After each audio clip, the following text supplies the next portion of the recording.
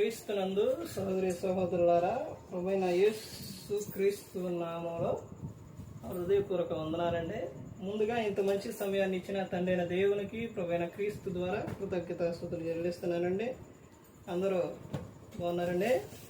వాక్యం చదువుకొని ప్రార్థన చేసుకున్న తర్వాత పాఠంలోనికి వెళదామండి. మత్తయి సువార్త 10వ అధ్యాయం 20వ వచనం.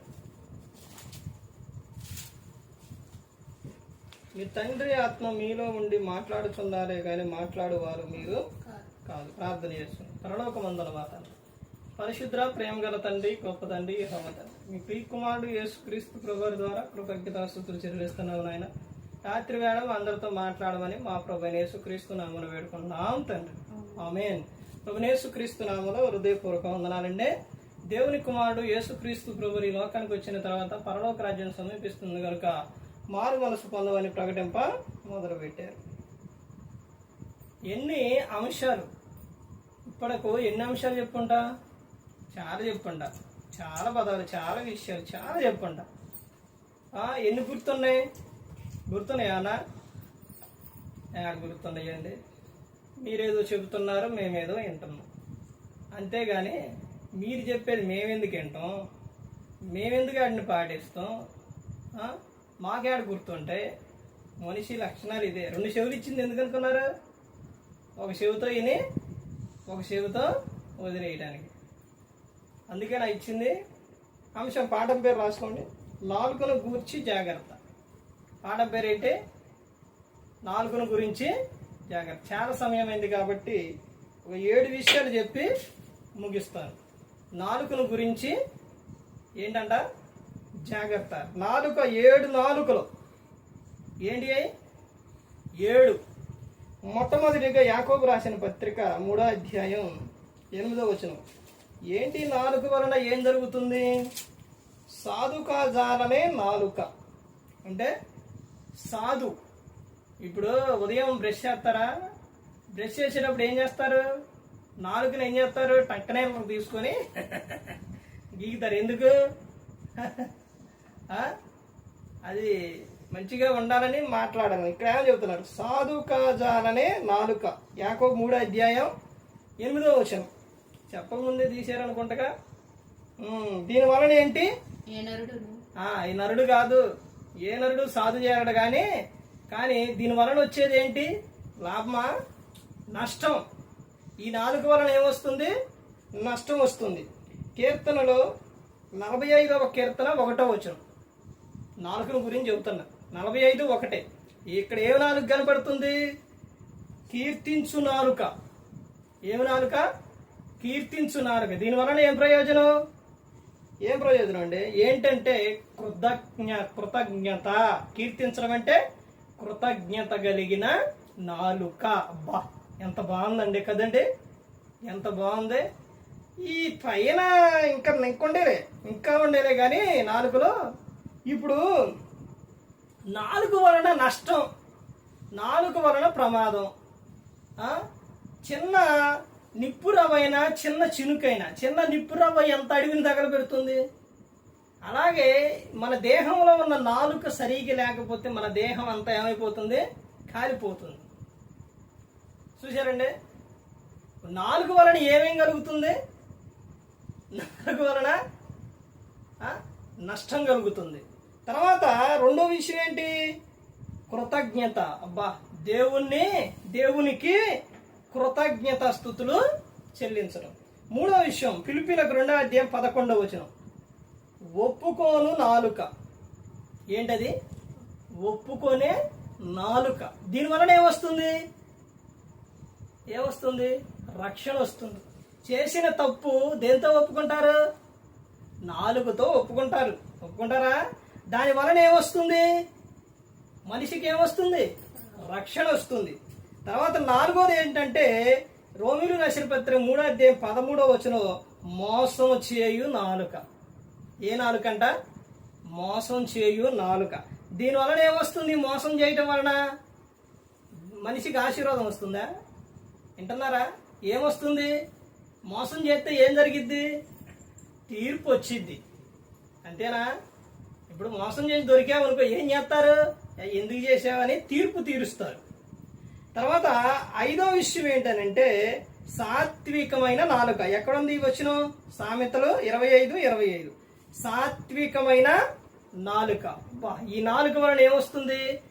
సాత్వికం కలిగి ఉంటే సాత్వికులు ధన్యులు, వారు భూలోకమును స్వతంత్రించుకుంటారు. సాత్వికమైన నాలుక వలన ఏమొస్తుందంటే ఆశీర్వాదం వస్తుంది. ఏమొస్తుంది? ఆశీర్వాదం వస్తుంది. 6వది ఏమిటి అనంటే కీర్తన 75:9. భూసంచారం చేయు నాలుక. భూసంచారం చేయు నాలుక. దీని వలన ఏమొస్తుంది? భూసంచారం అంటే ఇక్కడ నుంచి మొదలుపెట్టి ఇక మనిషి వెళ్ళినంతసేపు అక్కడ వరకు ఏం చేస్తుంటారు? సంచారం అంటే మాటలు. దీని వలన ఏమొస్తుందనంటే శిక్ష వస్తుంది. ఏమొస్తుంది? శిక్ష. కీర్తనలో 5వ కీర్తన 9వ వచనం. ఇచ్చకములాడు నాలుక. ఇచ్చకములాడు నాలుక. దీని గురించి అయితే ఇక్కడ రాయలేదు, కానీ మనం చెప్పబోయే విషయం ఏంటంటే ఇచ్చకములాడు ఈ నాలుక వలన ఏమొస్తుంది అని అంటే, ఒకటి ప్రమాదం వస్తుంది, శిక్ష కూడా వస్తుంది. అర్థమైందండి? ఈ 7 నాలుకల వలన మనకు ఇందులోని 3 మంచి ఉన్నాయి, 4 చెడ్డవి ఉన్నాయి. ఏమేంటి అయ్యి చెప్పండి? ఏంటి 3? సాధువైన నాలుక. నేను చెప్పినవి ఏంటంటే అవే. వాటి వలన వచ్చే ఏంటి? వాటి వలన వచ్చేయి ఇక్కడ చెప్పింది నేను. ఏంటి 3 లాభం? ఒకటి కీర్తించు నాలుక. కీర్తించు నాలుక వలన కృతజ్ఞత. ఒప్పుకొను నాలుక. దీని వలన ఏమొస్తుంది? రక్షణ వస్తుంది. మరి ఆశీర్వాదం దేని వస్తుంది? దేని వలన? సాత్వికమైన నాలుక వలన ఆశీర్వాదం వస్తుంది. శిక్ష వచ్చింది. ఇది నష్టం ఏంటంటే సాధుకాచారనే నాలుక వలన నష్టం. తర్వాత మోసం చేయు నాలుక వలన తీర్పు. భూసంచారం చేయు నాలుక వలన శిక్ష. ఇచ్చుకుమలాడు నాలుక వలన ప్రమాదం అనేది ఉంది. ఎన్ని మొత్తం నాలుకలు? ఇంకా చాలా నాలుకలు ఉంటాయి, కానీ మనకి 7 నాలుకలు. మనిషి దేహంలో ఉన్న ఎన్ని నాలుకలు? ఒక నాలుగే. చూసారా ఎన్ని విధాలు తిరుగుతున్నాయో? యాకోబు గారు రాసిన పత్రికలో చెబుతారు. ఇప్పుడు వాగులో నీటి గుసికలో నుంచి తీస్తే జలం తీస్తే అందులో నుంచి తీయ నీరు, చేదు నీరు 2 వస్తాయా? రావు కదా. ఏ నీరు వస్తాయి? తీపి నీరే వస్తాయి. మనిషిలో నుంచి మాత్రం ఏమొస్తున్నాయి? ఇదే నాలుకతో దేవుణ్ణి స్తుతిస్తారు, మనుషుల్ని శపిస్తారు. అలా ఉండకూడదు నేను చెప్తున్నాను. జీవ మరణములు దేని వశంలో ఉన్నాయి? నాలుక వశంలోనే ఉన్నాయి. జీవం మరణం 2 కూడా నాలుక వశంలోనే ఉన్నాయి. కాబట్టి నాలుకను చాలా జాగ్రత్తగా కాపాడుకోవాలి. దేవుడి నుంచి నీకు ఆశీర్వాదం రావాలన్నా, నష్టం రావాలన్నా, మనుషుల నుంచి గొప్ప పేరు, మంచి పేరు రావాలన్నా, పోవాలన్నా అన్ని దేని ద్వారా ఉన్నాయి? దేని ద్వారా? నాలుకలోనే ఉన్నాయి. అర్థమైందండి? దాన్ని మనం సరిగా ఉపయోగించుకుంటే ఆశీర్వాదం ఉందా? ఉంది. సరిగా ఉపయోగించుకోకపోతే నష్టం కూడా, శాపం కూడా ఉంది. అందుకని ప్రతి ఒక్కరు గమనించుకోవాలి. మన నాలుక కంట్రోల్లో ఉండాలి. ఎందుకంటే వ్యర్థమైన ప్రతి మాటలను గురించి విమర్శ దినమన లెక్క చెప్పవలసి ఉన్నది. కాబట్టి నీ మాటలను బట్టి నీతిమంతుడు అని, నీ మాటలను బట్టే అపరాధి అని తీర్పు నందుదు అని యేసుక్రీస్తు ప్రభువారు చెప్పి ఉన్నారు. అందుకని మన నాలుకను నిత్యము కూడా కంట్రోల్లో ఉంచుకోవాలి. ఎలా పడితే అలా మాట్లాడకూడదు. దీని వలన ఆశీర్వాదం ఉంది, శాపం కూడా ఉంది. మరి నీ నాలుగు వలన నువ్వేం తెచ్చుకుంటున్నావు? నువ్వు పరీక్షించుకో. ఏ ఒక్కరు కూడా నశించి నరకానికి వెళ్ళిపోకూడదని యేసుక్రీస్తు ప్రభువారు ఈ లోకానికి వచ్చి మనందరి కోసం శిలువలో తన ప్రాణాన్ని పెట్టి ఉన్నారు.